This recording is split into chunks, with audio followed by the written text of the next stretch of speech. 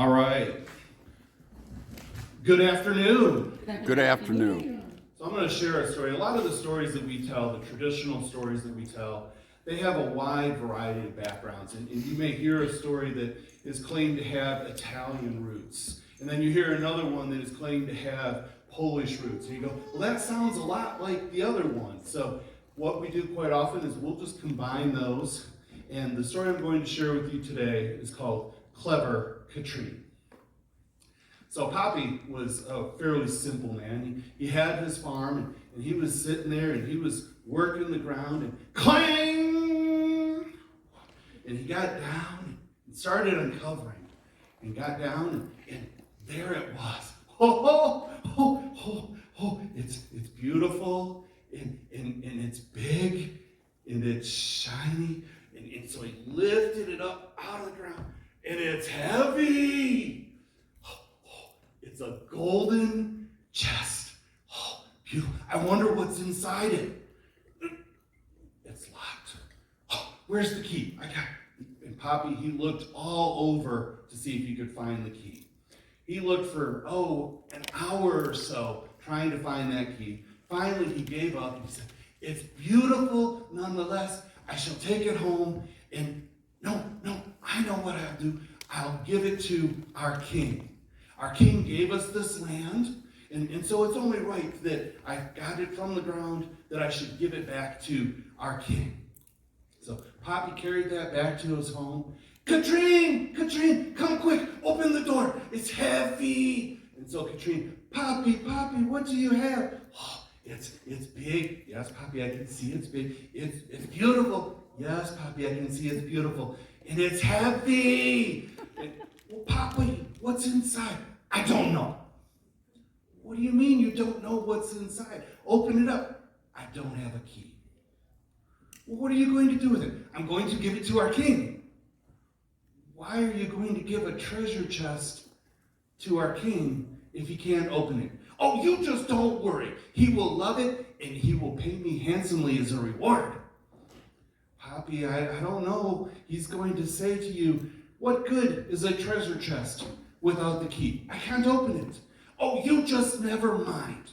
I'm going to go and deliver it to the king. I'm going to go right now. And so Poppy, he picked up that treasure chest and he started carrying it down the road and he set it down and he'd pick it up and finally he arrived at the palace. The guards there kind of laughed. What is this old man doing carrying this treasure chest? I've come for an audience with the king. I'm going to give him this gift. They didn't know any better, so they let him in and escorted him to the king's judgment area. And so he walked in. Your Majesty. Yes. It's a mighty big chest you have there. Yes, it is. And sire, it's a gift for you. Well, what's inside? Well, I don't know what's inside. You're giving me a treasure chest that I can't open? What a silly man. Oi, that's what she said you would say. That's what who said I would say? My daughter, my lord. She said that you would tell me that I was a silly old man for giving you a chest that you couldn't open. Well, she was very clever indeed to know that. Just set it over here with the other chest that I can't open. And so he did just that. So, your daughter, Caitrin. Yes, that's my daughter. She's very clever. Yes, she's very clever, my lord. Well, ask her these 3 riddles, and then come back tomorrow with the answers. So here's the 3 riddles. What is the swiftest thing? What is the sweetest thing? And what is the richest thing? Okay, what is the swiftest, the sweetest, and the richest? Okay, I got it. Yes, go and ask Caitrin, and then hurry back sometime before tomorrow. And by the way, if you don't show up, and if you don't have the answers, it'll be off with your head. Now, Poppy had gotten kind of attached to his head. He was worried about losing that. So he rushed home as fast as he could. Caitrin, come quick. I'm in really big trouble. Poppy, what did you do? Well, I did what you told me not to do. And the king, he said what you said that he would say. Oh, Poppy, It's okay. No, Caitrin, it's not okay. We have to answer these 3 questions, and they're tough questions. Poppy, what is it? Well, the king, he wants to know what's the swiftest thing. Okay. And then he wants to know what's the sweetest thing. Okay. And then he wants to know what's the richest thing. Oh, Poppy, that's no problem at all. That's no problem? You know the answers to these riddles? I know the answers, don't worry. Listen here close. And so Caitrin told Poppy the answers to the riddles.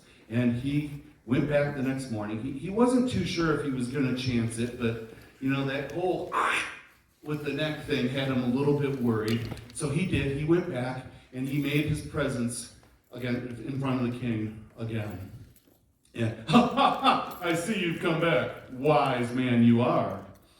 Yes, my lord. Well, do you have the answers to my riddles?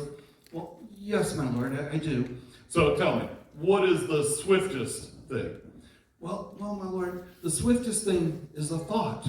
It can go from here to there in a moment.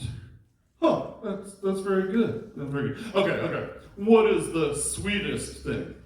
Oh, my lord, is there nothing sweeter than sleep? When you're tired, when you're not feeling well, is there nothing more sweet than a good night's sleep? Oh, yeah, I like my sleep. That's good. Okay, all right. What is the richest thing? Oh, my lord. The richest thing is the ground. For isn't that where we get all of our treasures? The food that we eat, those treasure chests over there, isn't the ground the richest thing? Very, very good. So did Caitrin help you with these? Yes, my lord. She's very clever indeed. All right, well, because she's so clever, I have another task for you. I want you to take this basket, and bring this basket, come on. Take this basket, and in here you'll see that there are 10 eggs. Yes, my lord, there's 10 eggs. Well, take these to Caitrin and tell her that you are to return here tomorrow with 10 chicks. You want me to take this basket and bring back 10 chicks? Yes. Now, you need to do it right away. And by the way, if you don't, it's off with your head. Okay. Well, by this time, Poppy has started to think that the king, he was a little bit crazy. But after all, he was the king, so he rushed home. Caitrin, come quick. We are in really big trouble. Poppy, what's the problem? Oh, I went back and I answered the riddles, and now we have this challenge. What is it, Poppy?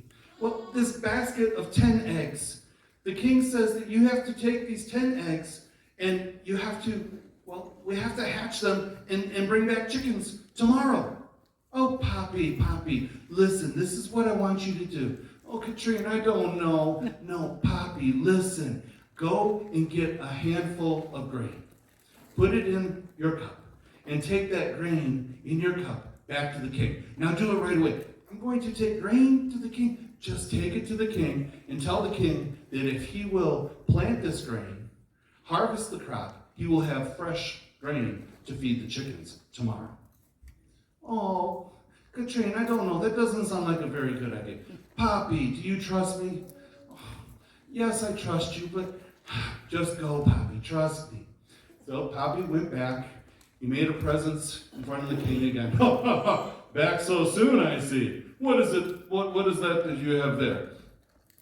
Well, my lord, my liege, this is some grain, and Caitrin says that if you will plant this grain, and if you will harvest it, and then you will have a fresh crop to feed the chickens that we bring tomorrow.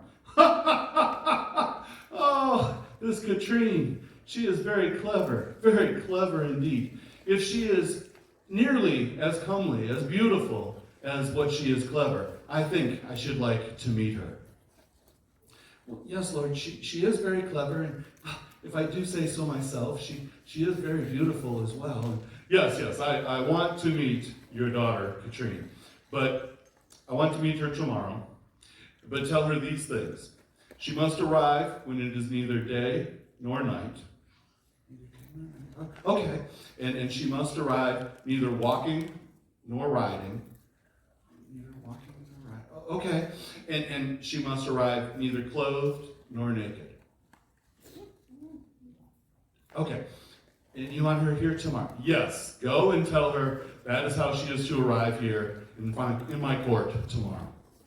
Okay, at this point, Poppy is thinking the king has really lost his mind.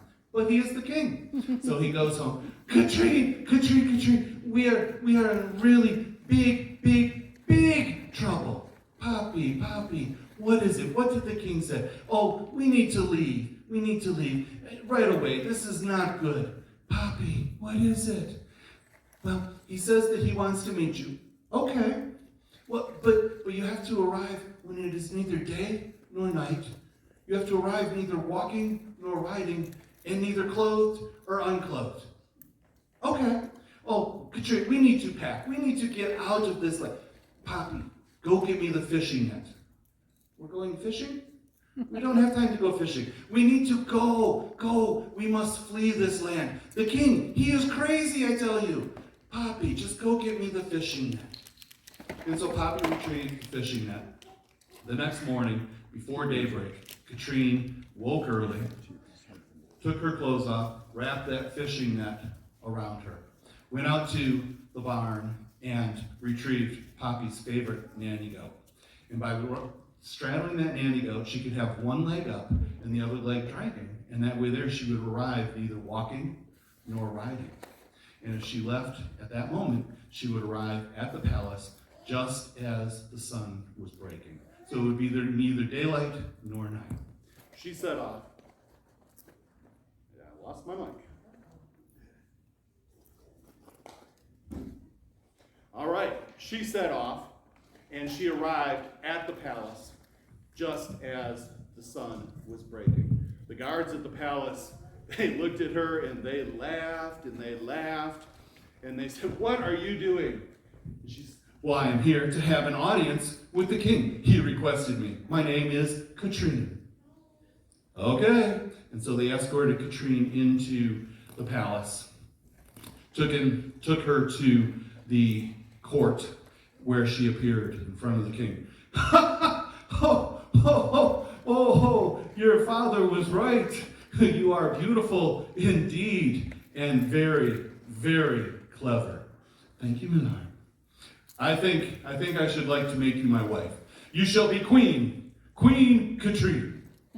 Now, Caitrin evaluated her options. He was crazy, but he was kind of cute. And she had no better offer, so she said, okay. And so they decided that they would marry right away. He sent out a proclamation throughout the land to call all of the people in to witness this wedding. The wedding festivities went on for days, turned into a week, and people came from all over the land. One of the people that came was a farmer, and he had a pregnant mare. But there were no rooms in the inn, so he ended up staying there in the market square. There was another farmer that had brought a wagon.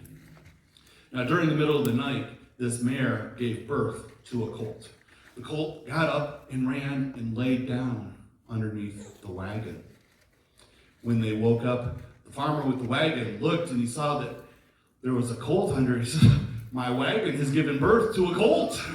He was thrilled, and the owner of the mare is like, no, that's my colt. "It can't be, it's under my wagon." And they started to scuffle and fight, and soon the constables had to come and separate them, and they were taken to the court for judgment by the king.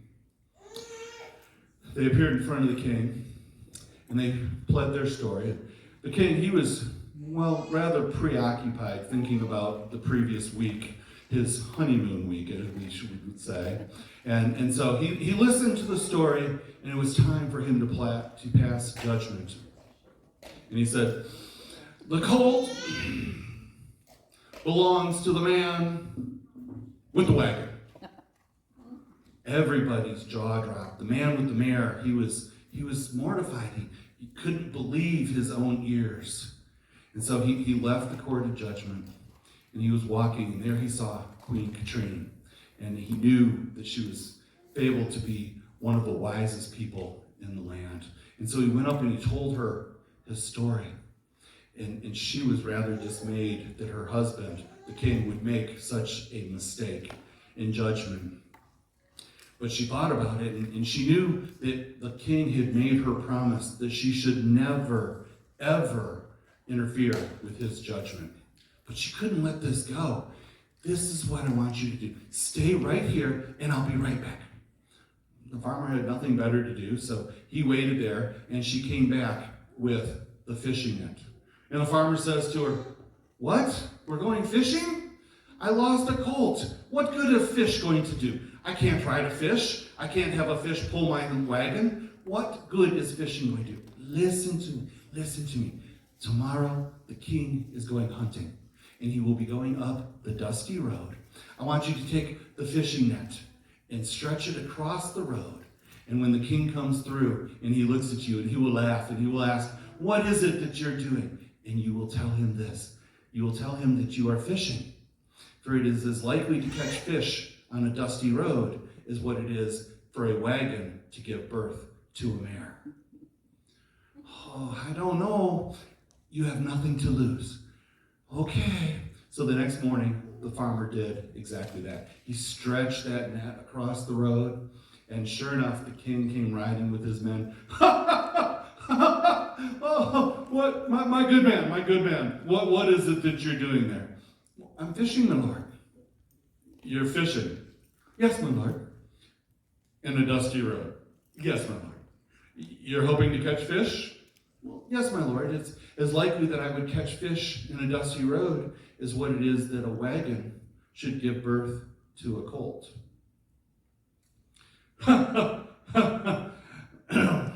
At this, the king realized his lapse in judgment. And at the same time, he looked at that fishing net that he had studied rather well, and he knew who the farmer had been talking to. And so he turned his party around and he headed back to the palace. Caitrin, you come here right now." "Yes, my lord. Yes, my lord." "Caitrin, have you been talking to the farmer?" "Maybe." "Caitrin, what did I tell you to do?" "My lord, you told me that I should never, ever interfere with your judgment." "That's right. And what did I tell you would happen if you did?" "Well, you told me that I would be sent back to live with Poppy." "That's right. So where do you think you're going?" "Back to live with Poppy?" "That's right. But being the fair and just king that I am, you get to take with you the one thing that you treasure most from the palace. But you must leave right now." "My lord, if it would please you, we've had a good time together. We've enjoyed each other's company, yes?" Yes, we have, but you must go. That is what I said." "No, I understand, my lord, but would it please my lord that we would have one more meal together?" "Yes, that'd be fine. I do like to eat, you know." And so the king went off to do kingly things, and Caitrin, she met with the cook and the baker and the wine steward, and they planned this beautiful meal. So the king came back in. It was time to eat, and he sat down in his favorite chair, and he began to eat and eat. And he had his favorite wine there, and so he began to drink and drink and eat and drink and drink and eat. And it wasn't long before he was fast asleep. At this, Caitrin called the guards, some of the stewards over, and she told him to very carefully pick up the king and in his chair and put him in the wagon that is waiting. They didn't really know, but after all, she was still the queen. So they did just that. They arrived back at Pappy's house. The king was still sound asleep. Pappy, come quick, come quick." "What? Caitrin, what are you doing at this hour of the night?" "Pappy, come down, open the door. Do it quietly." "Caitrin, please." Pappy opens the door. Caitrin, you've stolen the king. We are in big trouble. Pappy, voice down. Just quiet. And she told the stewards to take the king up to her bedchamber. She explained to Poppy exactly what was happening. And she went back up to her bedchamber and fell asleep next to the king. Cock-a-doodle-doo! The king startled, for he had never heard a rooster from his royal bed palace. So he startled and he looked and he saw sitting there, or lying there, his queen, Caitrin. Caitrin, where are we? What is happening? Well, my lord, you told me to take with me the one thing that I treasured the most, and that was you. Caitrin, you are very, very clever indeed. And from that day forward, the king and the queen ruled happily ever after, and the king never passed judgment without his faithful queen, Caitrin.